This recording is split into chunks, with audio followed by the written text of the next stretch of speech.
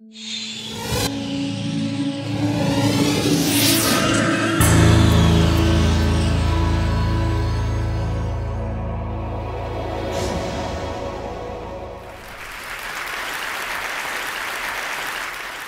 I'm going to talk about work, specifically why people can't seem to get work done at work, which is a problem we all kind of have. But let's sort of start at the beginning. So we have companies and nonprofits and charities and all these groups that have employees or volunteers of some sort. And they expect these people who work for them to do great work. I would hope, at least good work. Hopefully, at least it's good work. Hopefully great work. And so what they typically do is they decide that all these people need to come together in one place to do that work. So a company or a charity or an organization of any kind, they typically, unless you're working in Africa, if you're really lucky to do that, but most people have to go to an office every day. And so these companies, they build offices. They go out and they buy a building, or they rent a building, or they lease some space, and they fill this space with stuff. They fill it with tables or desks, chairs, computer equipment, software, internet access, maybe a fridge, maybe a few other things. And they expect their employees or their volunteers to come to that location every day to do great work. It seems like it's perfectly reasonable to ask that. However, if you actually talk to people and even question yourself, and you ask yourself, where do you really want to go when you really need to get something done? You'll find out that people don't say what businesses think they would say. If you ask people the question, where do you really need to go when you need to get something done, you typically get three different kinds of answers. One is kind of a place or a location or a room. Another one is a moving object. And a third is a time. So here's some examples. When I ask people, and I've been asking people this question for about 10 years, I ask them, where do you go when you really need to get something done? I'll hear things like the porch, the deck, the kitchen. I'll hear things like an extra room in the house, the basement, the coffee shop, the library.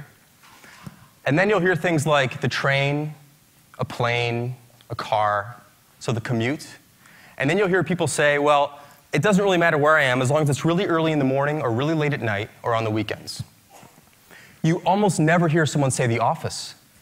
But businesses are spending all this money on this place called the office, and they're making people go to it all the time, yet people don't do work in the office. What is that about?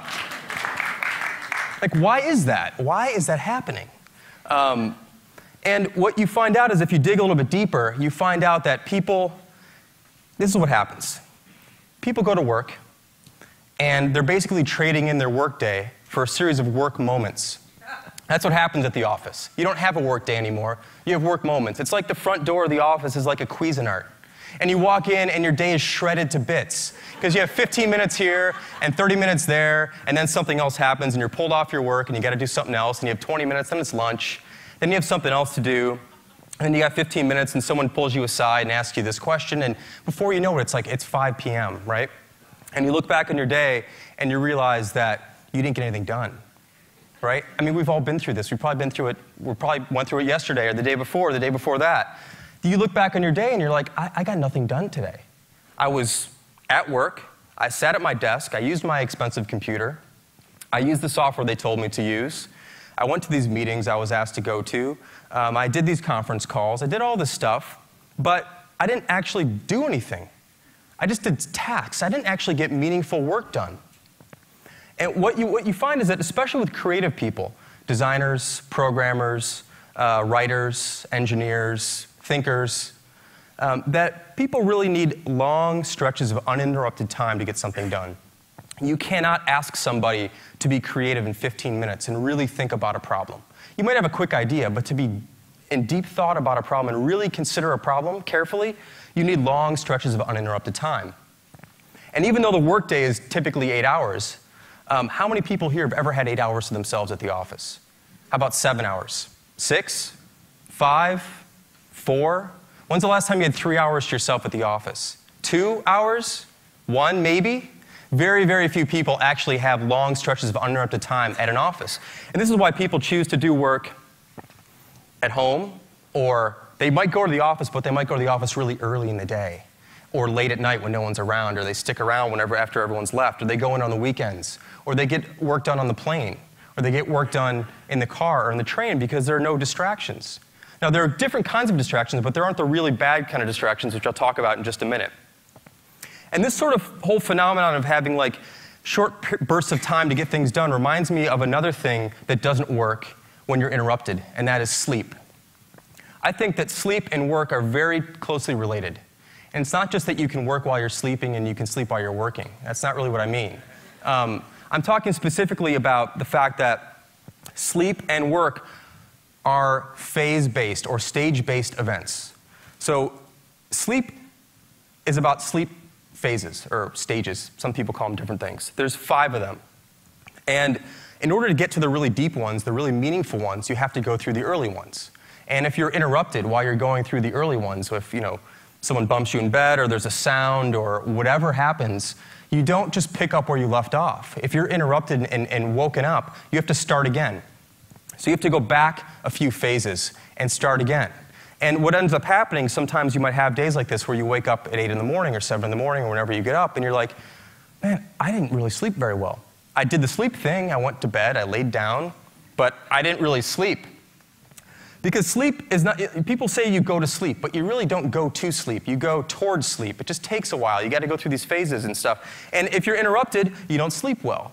So how do we expect, does anyone here expect someone to sleep well if they're interrupted all night? I don't think anyone would say yes. Why do we expect people to work well if they're being interrupted all day at the office? How can we possibly expect people to do their job if they're going to the office to be interrupted? That doesn't really seem like it makes a lot of sense to me. So what are these interruptions that happen at the office that don't happen in other places? Because in other places you can have interruptions like you can have, the TV, or you could go for a walk, or there's a fridge downstairs, or you've got your own couch, or whatever you want to do. And if you talk to certain managers, they'll tell you that they don't want their employees to work at home because of these distractions. They'll also say that, sometimes they'll also say, well, if I can't see the person, how do I know they're working? Which is ridiculous, of course, but that's one of the excuses that managers give. And I'm one of these managers. I understand, I know how this goes. We all have to improve on this sort of thing. But oftentimes they'll cite distractions. I can't let someone work at home. They'll watch TV. They'll do this other thing. It turns out that those aren't the things that are really distracting, because those are voluntary distractions. You decide when you want to be distracted by the TV. You decide when you want to turn something on. You decide when you want to go downstairs or go for a walk. At the office, most of the interruptions and distractions that really cause people not to get work done are involuntary.